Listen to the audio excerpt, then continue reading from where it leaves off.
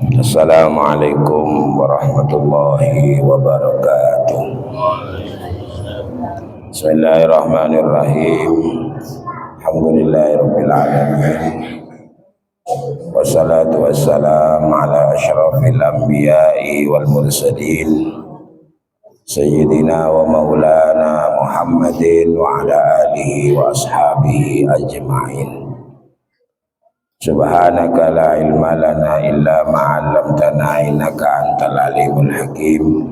Rabbi shrah li sadri wa yassir li amri wahlul 'uqdatam min lisani yafqahu qawli. Allahumma shalli ala sayyidina Muhammadin salatan tashrah biha sudurana wa tajbur biha kasrana wa tuyassir biha umurana wa tughni biha faqrana. Wa salatan li kulli usrin yusra wa li kulli da'in dawa wa li kulli saqamin shifa. Wa salatan taj'aluna ahlana wa auladana wa dhurriyyatina min ahlil ilmi dhahiran wa batina wa tahsyuruna wa tahsyuruhum fi ibadikas shalihin. Para hadirin hadirat jamaah rahimana wa rahimakumullah. Dalam kaitan sejarah atau kisah yang berkaitan dengan Nabi Ibrahim, diceritakan dalam Al-Quran bahwa yang meninggikan Ka'bah adalah Nabi Ibrahim dan salah satu putranya yang langsung disebut dalam Al-Quran yaitu Nabi Ismail.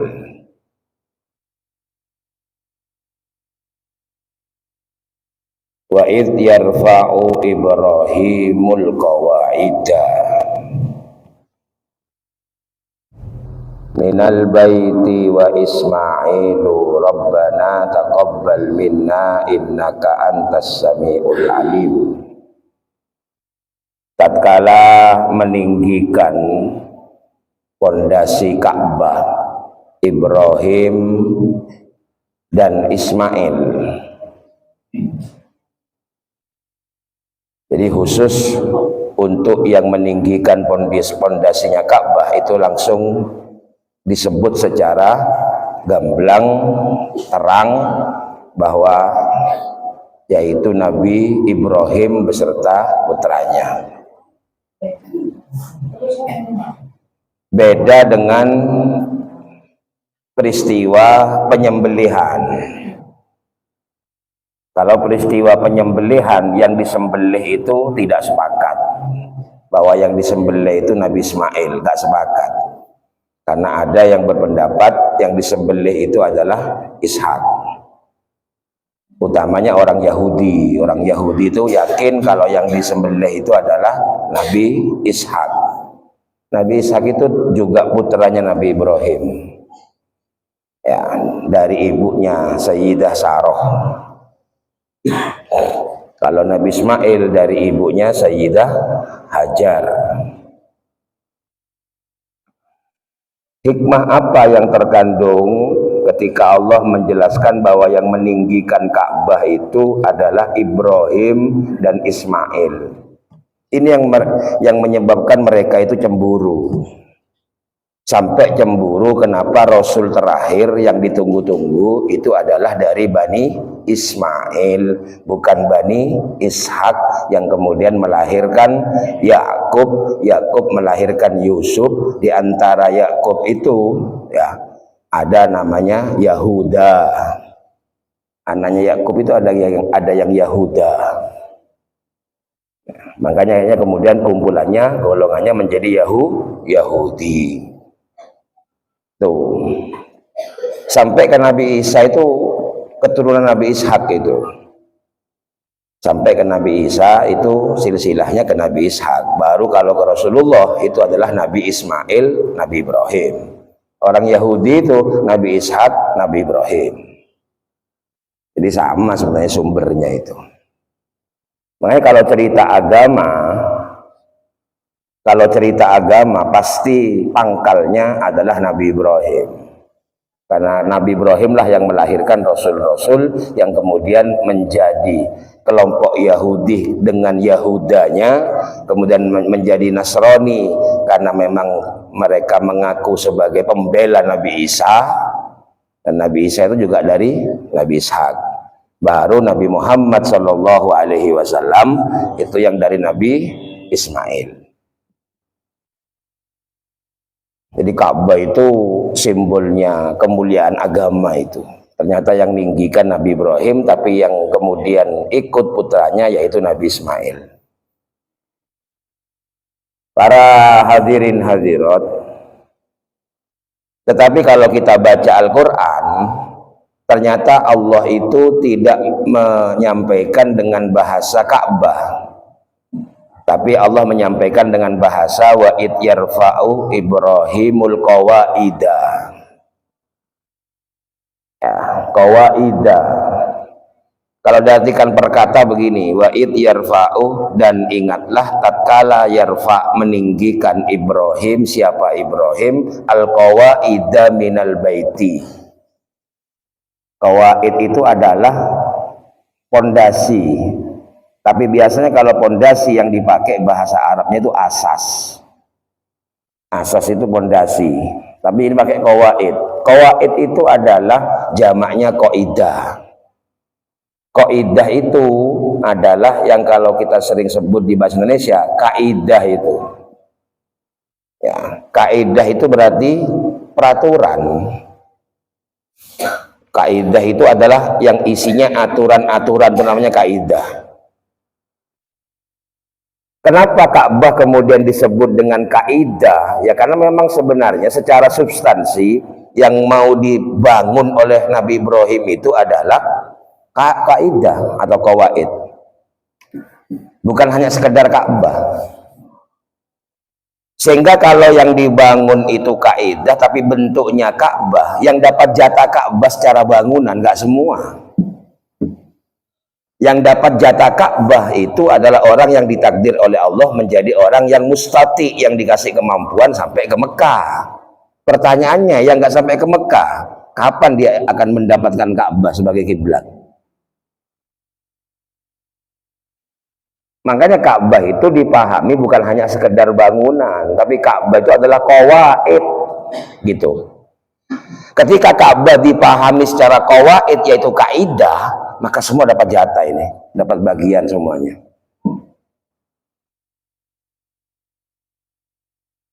Karena Ka'bah berbentuk bangunan itu material. Material ya. Material itu apa? Benda. Apa yang kemudian menjadi benda bisa dilihat mata, itu orang punya bagian nggak sama. Dan pembagian itu adalah memang hak prerogatif Allah mau memberi berapa saja. Di antara kita ini Allah berkehendak ada yang nerima banyak, ada yang nerima sedikit. Tetapi yang banyak bisa terasa sedikit, bahkan kurang terus. Dan yang nerima sedikit kadang-kadang merasa cukup. Nah, itu nggak pasti. Itu haknya Allah. Kadang yang ilmunya banyak berperilaku seperti orang bodoh, kadang orang yang nggak punya ilmu berperilaku seperti orang berilmu. Bahkan usia ini loh, usia 40-50, kita nggak tak noro andi ya yang sudah, nggak ikut punya itu. Sehingga usia yang banyak pun nggak menjamin orang itu jadi tua, jadi dewasa. Umurnya kadang-kadang banyak tapi perilakunya kayak anak-anak, dan kadang bebe segi anak yang tua. Kalau ngomong ya pelan-pelan dijaga. Kadang orang sudah umurnya banyak ngomong nggak pakai dipikir.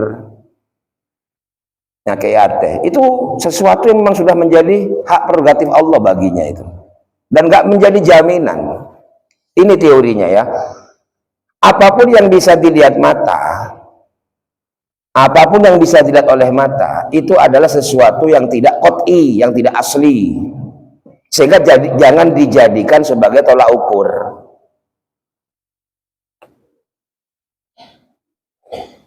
Saya ulangi lagi, apapun yang bisa dilihat oleh mata, itu adalah sesuatu yang ghairu qat'iyatin, yang bukan sesuatu yang qat'i, yang pasti, yang asli.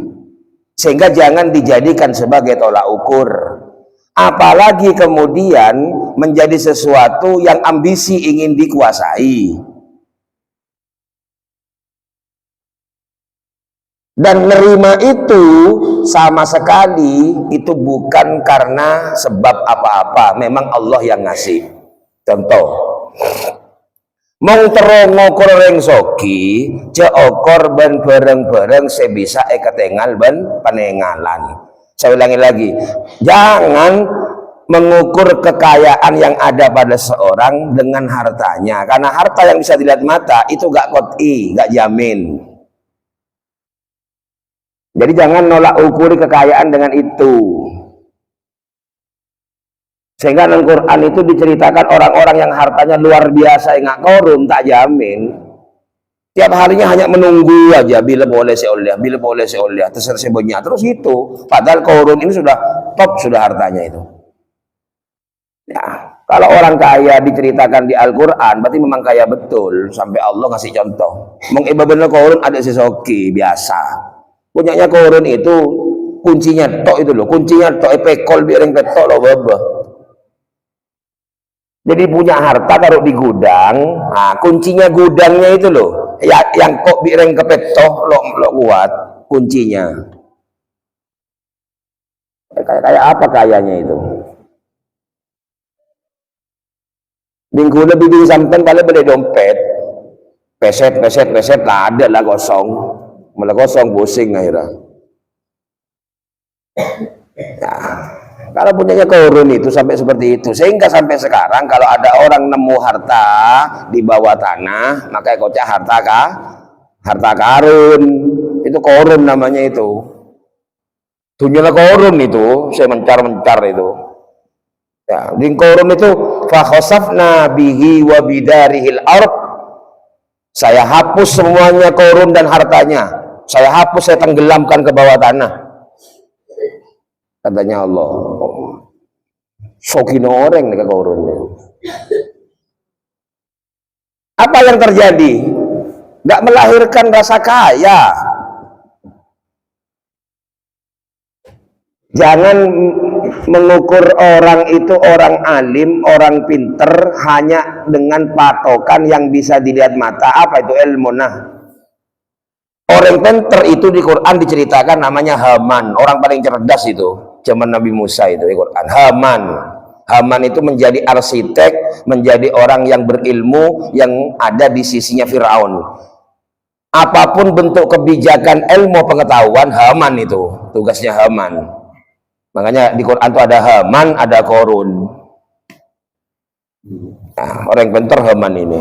Nyatanya kayak begitu. Diceritakan dalam Al-Quran, Haman itu tidak berperilaku sebagaimana orang yang ahlul ilmi.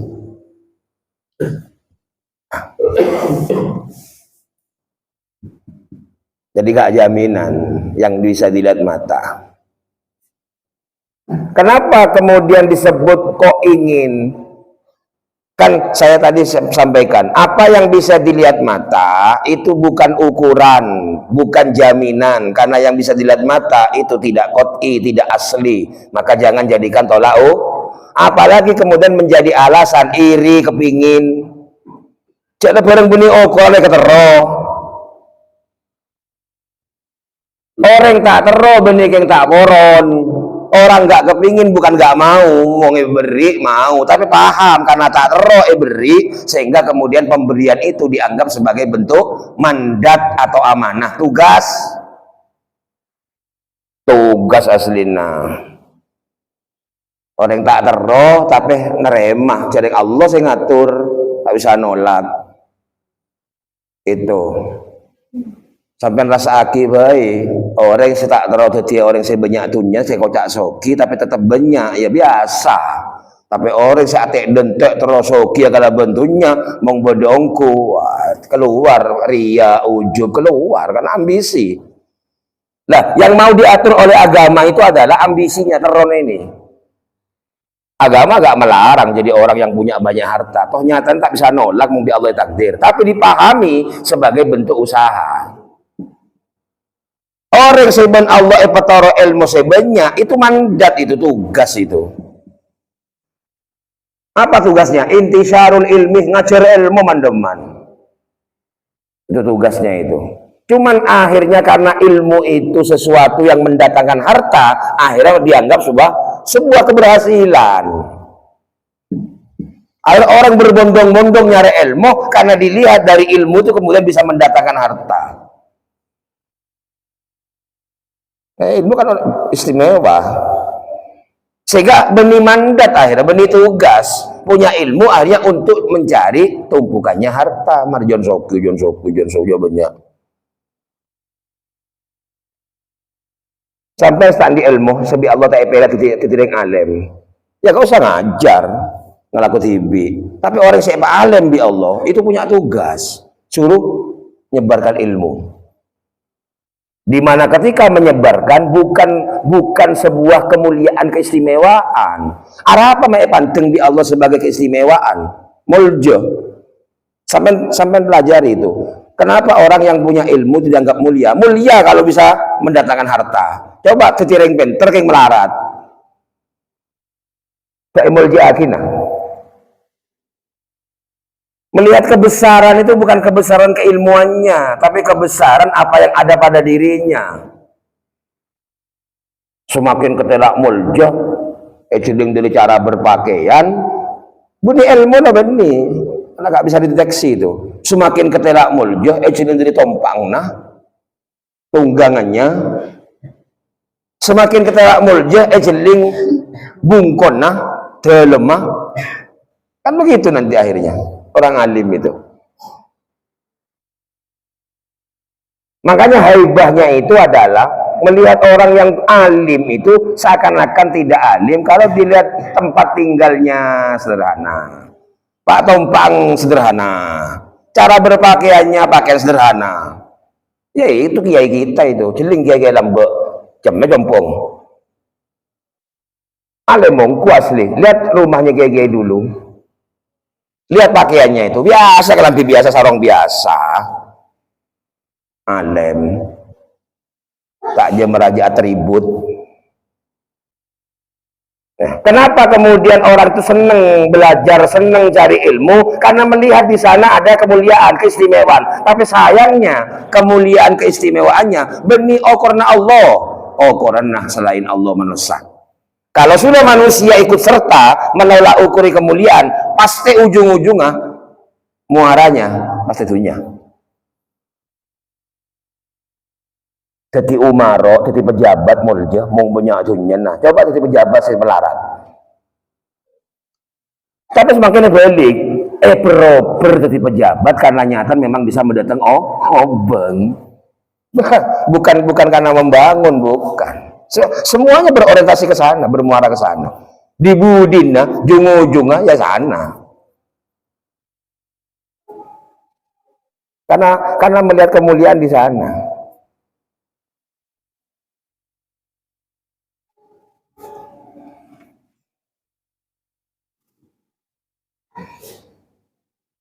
Karena Ka'bah, apalagi Ka'bah boleh ya.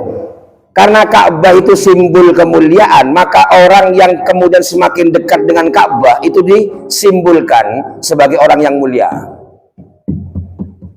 Ya, tapi tidak semua orang yang sampai ke sana itu mulia, gak ada yang tahu. Cuman orang yang dekat dengan Ka'bah semakin mendekat, nah, itu adalah orang mulia.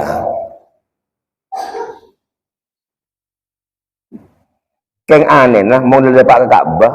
Kalau sudah sampai ke Ka'bah itu loh, kok ngadepnya kok sembarangan? Bisa dari barat, dari timur, dari laut, dari dajjal.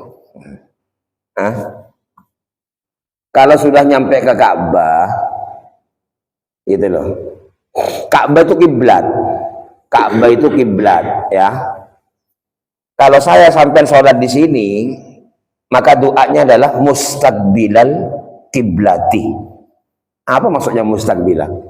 Minta adab ke Allah. Bahasa mustaqbilah itu minta dihadapkan. Sing ngadep ongku, lambang ngadep ongku, orang yang ada Ka'bah. Ya, sampai pahami ya. Saya nggak menyatakan orang yang sudah sholat di depan Ka'bah itu orang yang ngadep ke Allah. Saya nggak jamin, nggak tahu saya. Cuman saya bicara gambaran lambang. Lambang orang yang ngadep ke Allah itu sampai lihat contoh dengan lambangnya, simbolnya itu orang yang sudah ada di depan Ka'bah itu loh. Buktinya mau lihat dan Ka'bah, kalau sudah di depan Ka'bah, arah apa yang dipakai? Sembarang.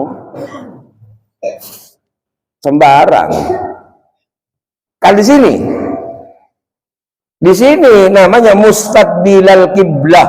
Mustaqbilah itu artinya saya sholat ya Allah fardu duhur 4 rakaat ya. Gitu kan ngomongnya itu. Usolli fardhu duhri 4 rakaatin mustaqbilah. Saya ini orang yang minta ke Allah. Minta ya Allah dihadapkan. Pengadep ya Allah. Pengadep mustaqbilah itu. Makanya orang-orang lambat menganggap masjid, kolek temu bareng selesai. Mungkin si anyar bingung. Terjadi akhirnya masjid mereng masjid kita. Nekadung teti pemereng. Ini kan takok tak ada apa. Mungkin lambat pun tanpa ada bere pun selesai. Gak ada bangunan masjid yang miring-miring, shopnya miring pemereng ini. Gak ada kalau dulu. Kenapa? Nyata nah kalau sudah sampai ke sana. Dan logikanya begini, orang mau sholat menghadap kemana saja, perhatikan ya, maka nanti kalau ditarik lurus, maka depak ke arah laut, tetap ngadep ke Ka'bah. Kan begitu kan? Karena kalau sudah ke Ka'bah, dari selatan bisa, dari utara bisa. Logikanya begitu. Kiai lambat itu cerdas. Maka tak usah kemudian diperiksa. Gara-gara kompas mereng segoni, masjid pemereng. Lekadung tetih, masjid, shop tetih, apa mereng? Gak perlu begitu. Gak perlu. Kita ambil ilmunya kiai-kiai itu. Santai. Korla penting ada kebarat. Ini mebarat bisa. Ya sudah. Karena kiai paham. Kalau ditarik garis lurus, seumpama bisa melentong ke laut. Toh kalau sudah nyampe ke tempatnya, makai laut yang ngadep. Walaupun selatan yang ngadep, walaupun utara ngadep, tapi tidak sembarangan di sini. Oh, berarti makai ke laut apa? Enggak, mustaqbilah, bukan kiblat Indonesiaan. Itu dipahami. Saya sampai ini ada di negara yang belum menghadap, masih minta menghadap. Itu bahasa mustaqbilah itu. Sampai kan hanya baca bahasa Arabnya. Sekarang saya sampaikan pemahamannya. Arab mak tua mak nggak gitu. Sebenarnya kalau sampai nggak minta bukan mustaqbilah, bukan bahasa Arabnya bukan mustaqbilah, ya kan mukbil, bukan mustaqbil. Begini kalau bahasa Arabnya kalau sudah menghadap ya, usolli fardhu duhri 4 rakaatin mukbilal kiblah, mukbilal kiblah, bukan mustaqbilal kiblah. Itu beda bahasa Arab itu. Mukbil itu menghadap, kalau mustaqbil minta dihadapkan, minta pengadep. Kalau kita belum sampai ke sana, itu simbolnya.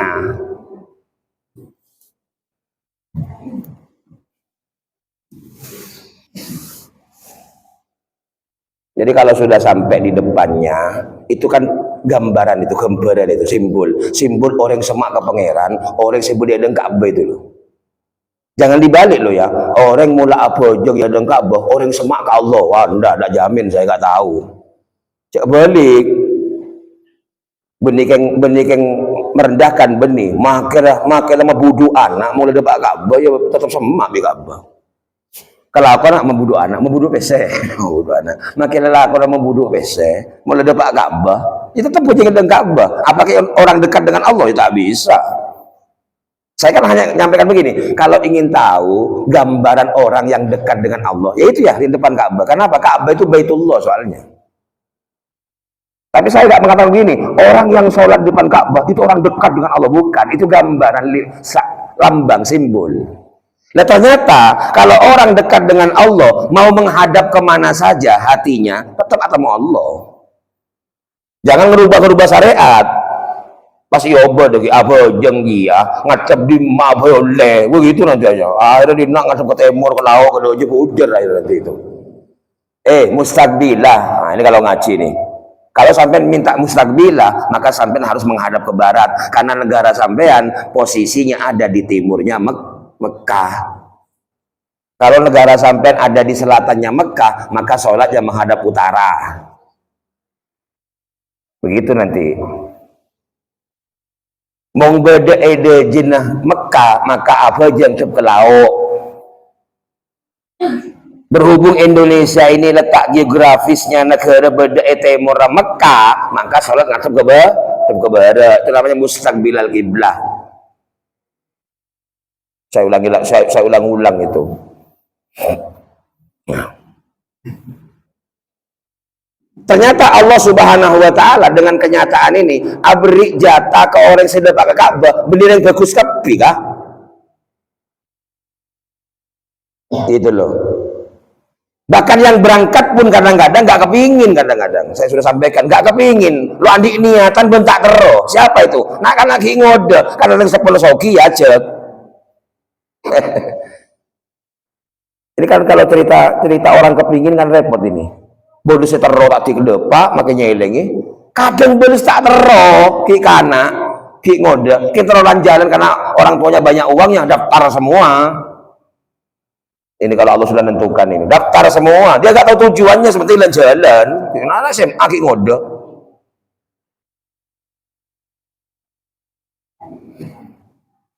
Nggak kepingin, ya nggak punya niatan, bisa dopa itu. Sementara bodoh orang nyelengi sedang lunas majer ki adan teh telopolo. 30 tahun ada tar umur 40 ada mangkat umur petok lema lemes lah petok lema makanya bi kiai lah larang lekat mangkat seumpama mati nyaman lah mati dalam ibadah kan begitu kan, biarkan aja sudah penting semangat. Indonesia ini pokoknya bila ada maaf itu soro dan jatuh polo bisa won makin mangkat bulung polo mangkat akhirnya karena ngelola terlalu sepo sampai pikun ada depan ke Mekah saku Madura ntar ngarek ya bon kamu apa ngarek Mekah nih bah kan Mekah belum polo soalnya nggak ke sapen biasanya ngarek lagi sapen lah saya ampun ke pasar yang kak sarong ada apa ke pasar di pasar ini ada di pasar Madura belum polo sangat belum polo lema sepo gitu pas sudah tua itu.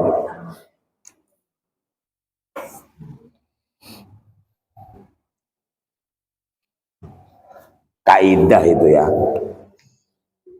Saya gini, orang nih mau takdir Allah ke Mekah, kau tak mampu, lah kata takdir pas tak mampu, tak masalah. Makanya orang yang diberi kemampuan itu tugas sebenarnya. Orang soro zakat karena mampu, biar Allah beri mampu, beri tugas kan, soro zakat. Tak mampu, ya nggak usah zakat. Cuman masalahnya adalah orang kapi terro azakata sebab itu adalah diketahui statusnya. Berarti orang itu yang bikin seneng akhirnya. Padahal tugas kan, tugas. Buktinya kalau nggak dikasih banyak, nggak usah zakat. Nggak nyuruh Allah ndak. Kalau tidak dikasih mampu, nggak usah berangkat. Nggak usah sama. Kegiatannya boleh. Tidak apa Ustaz? Bagaimana Ustaz? Kalau yang mampu gak berangkat, ya malas Pak jawab. Ya mampu tak berangkat tanya lagi. Saya ini cerita yang gak mampu. Kalau Allah gak ngasih mampu, gak takdir, ya sudah gak apa-apa. Tapi si mampu, soro mangkat tugas kan, namanya. Setelah Allah ngasih kelebihan, ada tugas baru. Tapi sayangnya itu dianggap sebagai bentuk kemuliaan. Semoga biar seneng akhirnya. Kemuliaan menurut siapa? Menurut Allah tak temu. Tapi status itu temu akhir kan. Tak kapi orang bisa mangkat, tak kapi orang tahu Mekah yang kau berdebat. Itu yang bikin seneng kan? Padahal di pandangan Allah sama, gak ada bedanya itu. Sama-sama. Harus tegas sama. Saya haji karena mampu dan saya tak haji karena tak mampu. Itu sama di hadapan Allah. Sama, makanya saya yokor bi Allah atina bani amal lah. Inna akramakum indallahi atqakum, yang paling mulia di sisi Allah di antara kalian yang paling takwa itu ate berarti. Ate berarti.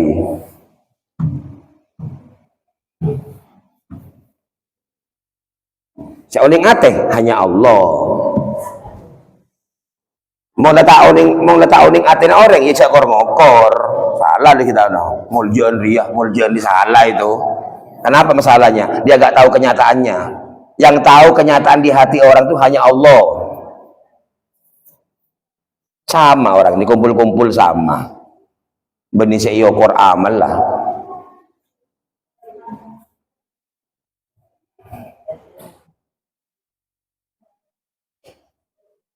Jadi kita ini ngaji ini biar paham kalau Allah itu adil. Adil Allah ini. Kalau Allah adil, jangan nuntut sama tentang perihal seberkaitan bermata. Jangan nuntut pada. Kocang Allah adil. Mata apa ada? Wah, sampean itu ngukurnya di sesuatu yang kelihatan mata. Padahal sudah tadi disampaikan, seketelak mata benih ukuran. Mitra pada cak benih ukuran. Yang kelihatan mata itu bukan sesuatu yang asli. Karena gak asli, ya jangan jadikan ukuran. Mong benih ukuran mikir ketero, mikir eri, kok masih dibuat iri. Terus aduh, terus pepada ben Allah, pepada apa? Pepada bi Allah. Duh mana gak sama? Ukuran sampean itu yang dilihat mata. Careng coba sawang sinawang akhirnya. Kocak sawang sinawang, pokong saya ketelak kakek mata, jadi lo asli nah, lo asli. Sampai nak jadi kering tadi susah, lo susah ya asli, lo asli, susah lagi lo asli.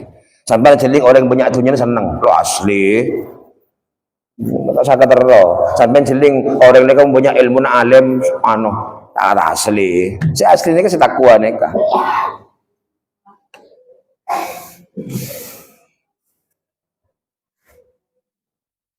Sama ya, adil Allah itu. Sebab sekarang terakhir ini, pembahasan terakhir ini, mong jatah depak ke Ka'bah sebentuk bangunan itu jatahnya tidak sama, ada yang disampaikan, ada yang tidak disampaikan. Maka tujuan pembangunan Ka'bah sekapi oleh hak ini. Esenah bangunan Ka'bah ini apa? Ternyata Al-Quran disebut lagi qawaidah. Nabi Ibrahim itu membangun kaidah bersama Ismail. Apa kaidahnya? Teruskan.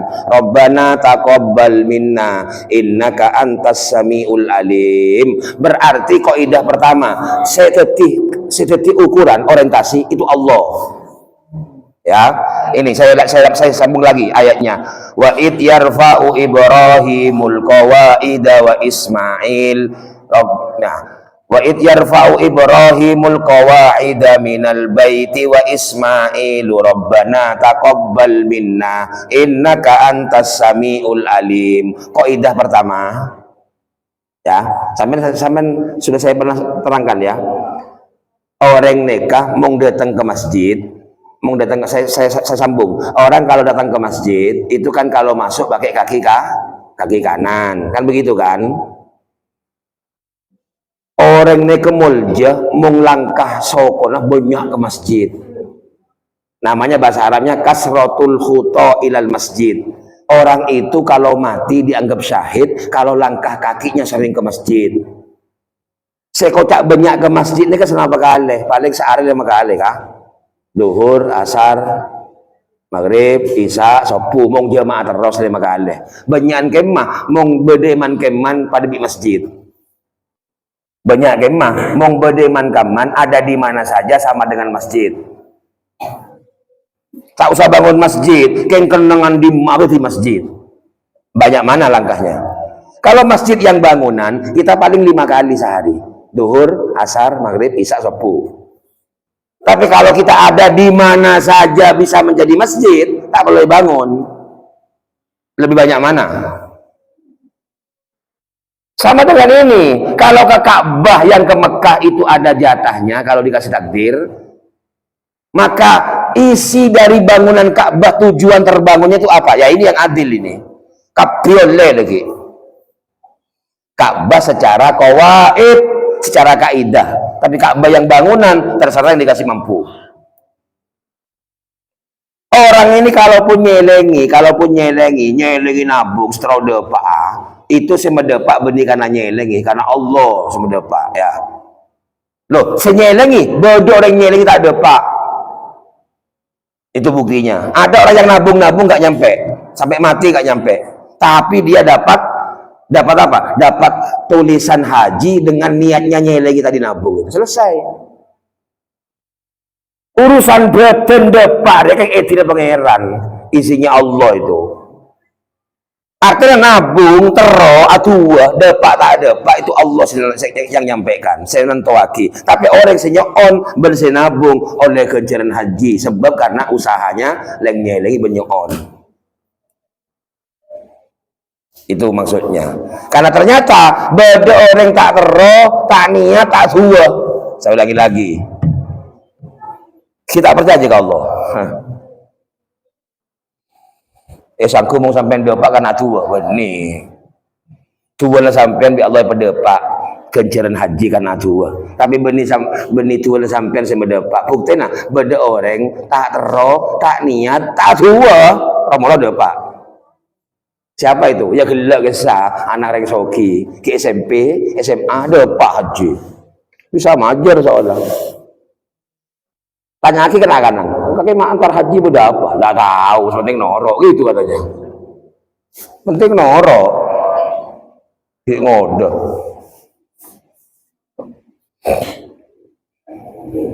Orang kelemah nih kak, orang kelemah majar saja. Wah di obeng orang kelemah. Malah saya lucu boleh, saya bareng di kuliah rombongan berdeki yempen. Tanya aki, benih separo, majar full. Ki yempen, kalau kadang orang banyak obeng ah. Dari nak banyak obeng sampai datang ke compok yempen, tapi umroh nih kui. Saya rombongan bi kulen nih kak yempen. Waduh, ada saya kerja akhirnya orang sesepola saya nih kak, saya tak detek gitu. Yempen nih sambil. Malah kan cekula nih kak SMA, SMP, SD. Telok betul ngereng SD. SD, enggak ngelencir gitu sebelum tak tahu tuh cuno kamu. Ya, tak tahu SD anak SD Winnie. Jadi anaknya 3 SMA, SMP, SD. Ngereng. Anak benih apa? Nak anak-anak ke dah andi pengetero. Tak kepingin lo terus tahu Ka'bah.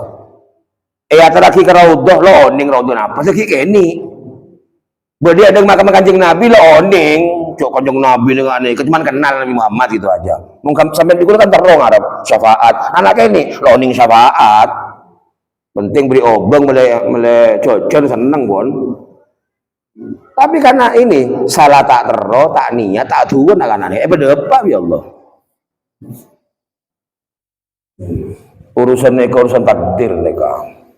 Tapi mak takdir cek juk ya percaya Allah depak tak depak kita tahu tak tero ya agak ibadah namanya itu petero ya jangan Allah pada bilang aku laku kisah saya beri rezeki Allah itu mari dia ya ciri ngane bang ngocak ya percaya Allah tapi tahu juk tak laku ya tak begitu kenapa alako nak kuli nak ibadah itu mau tak kuli masuk ibadahnya mana.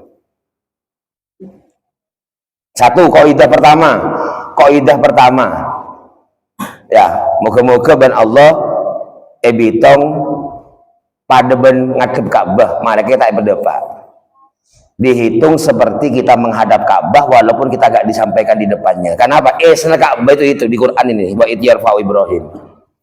Satu pertama bila orang kapi karena Allah ngadep ke Allah taqabbal minna ya Allah artinya apa menghadap ke Allah nih kak? Mau terus soki cang Allah, beli cang melesa. Bagaimana soki cang Allah? Orang soki mung cang Allah jiria, edel makola. Man kharaja min dillil ma'siyah ila dillit ta'ah. Orang yang keluar dari kemaksiatan menuju semakin semak, semakin taat, pasti aghnahullah. Allah akan mengkayakan dia min ghairi malin tanpa harta. Jadi mong terosoki ya benih karena harta itu menunjukkan sampai semakin taat kepada Allah. Jamin nih kalau orang semakin taat ke pangeran semakin soki. Pas soki bi Allah benitunya. Karena orang yang kaya betul itu katanya Allah soki karena benitunya. Nih coba Islam nih nggak neka.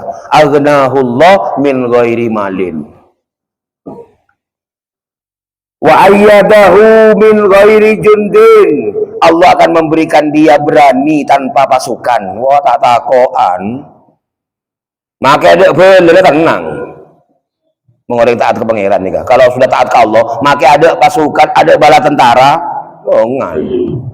Ah, apa mengbagal banyak bulan itu, banyak tentara, banyak pasukan, benih bengal itu namanya itu.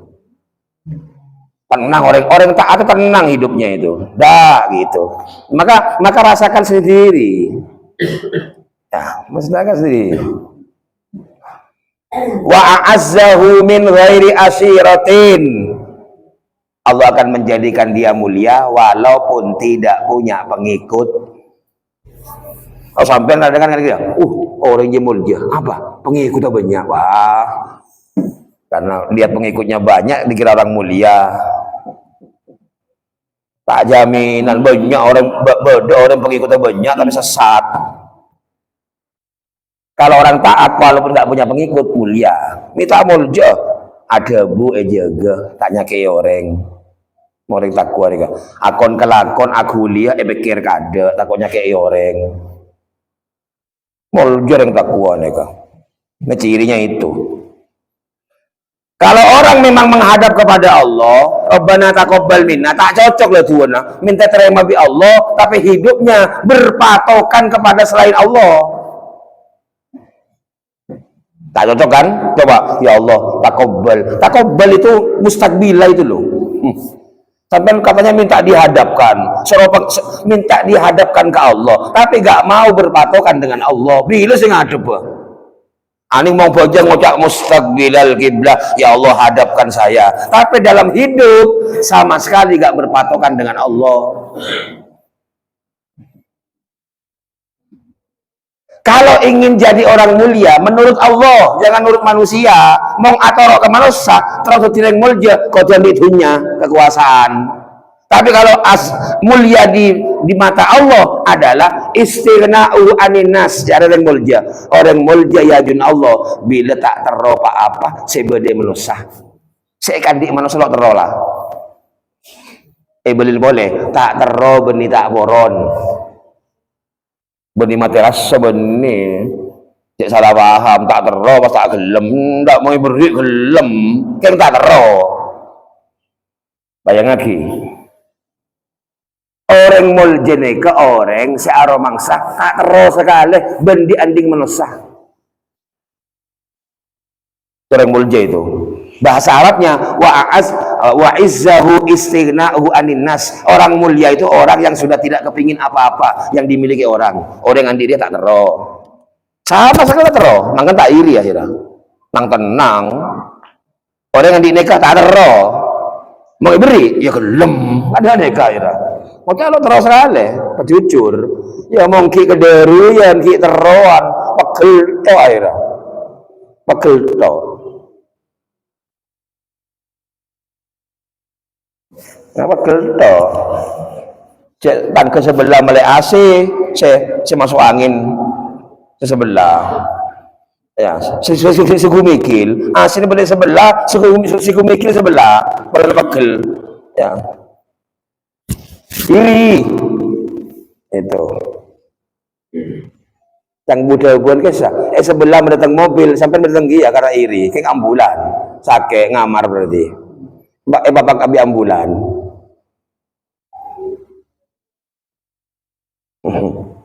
Sebelah abangun Roma sampai abangun Kia, keng kuburan mate alias mate. Di sebelah bangun rumah sampai bangun juga, bangun sebelah abangun ke atas sampai abangun ke bawah. Saya iri, mari sakit mati setruk aja.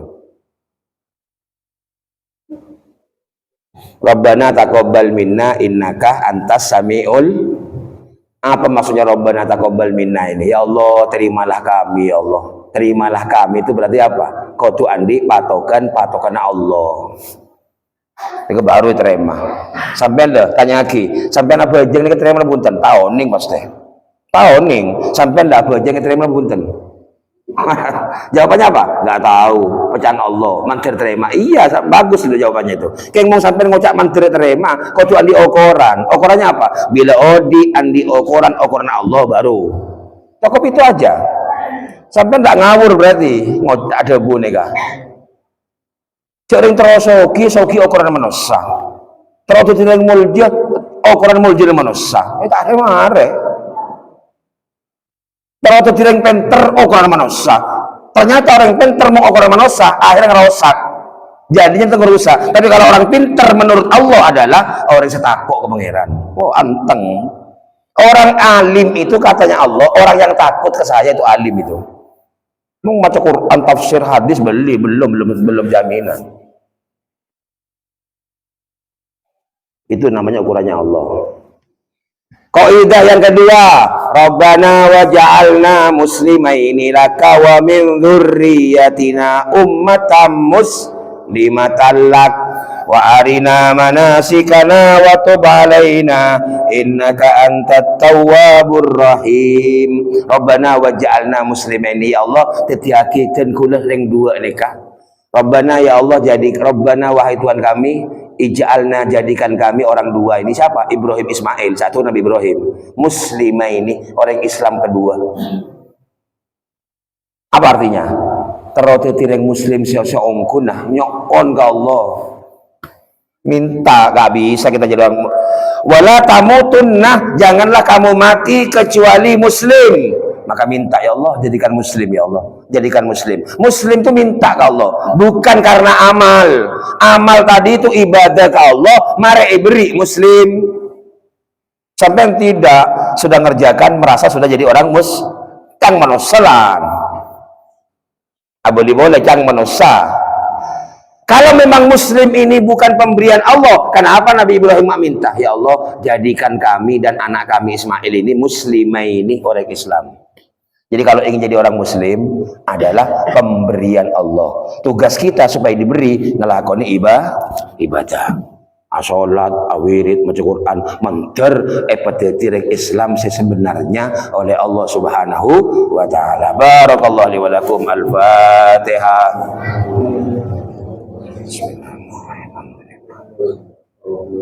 Iya kan betul. Siratal ladzina.